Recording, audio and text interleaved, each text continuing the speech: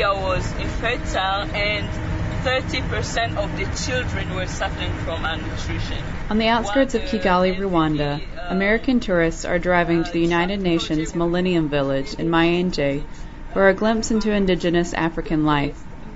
They're some of the 500 travelers that have visited since New Dawn Associates started offering tours in 2007. For $90 each, they learn how the UN has improved livelihoods by educating farmers about planting techniques, refurbishing the local school, and encouraging a women's cooperative to generate income by selling hand-woven goods.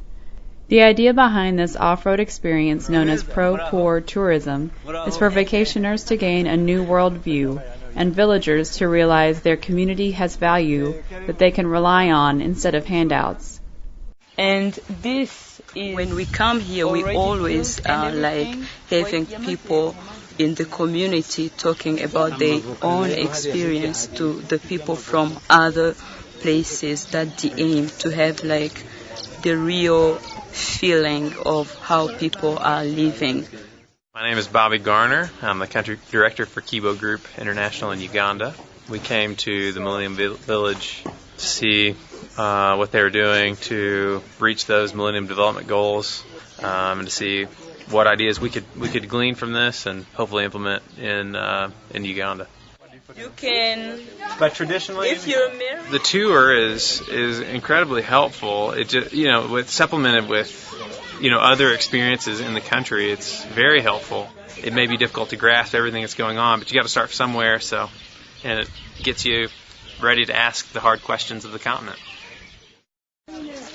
The tour concludes with a visit to the Peace and Reconciliation Village, where Tutsi survivors live alongside the Hutu perpetrators that took part in the Rwandan genocide 15 years ago. Tourists listen as they tell their stories, and then are encouraged to ask questions. How do you move from that amount of hatred to not having that? I mean, it is hard to believe. Yeah, I'm Brett Biggs, and I work with Walmart, and we're headquartered out of Bentonville, Arkansas. So some of the trip is professional, some of it's personal, and some of it is bringing my daughter over, who's 10 years old. Now, this is something that I've always wanted to do, and in some way be involved throughout the rest of my life. And so this is, again, a way, I think, to visualize it, whereas before it was kind of an idea in my head and an idea on paper. It was pretty cool. We saw kids everywhere. I liked the school the best. I saw how the kids went to school and how it was and stuff. Well, my dad always told me that there's some people who don't have a lot of things and I need to help them. And I've always known about charity and things. And now I actually need to see it.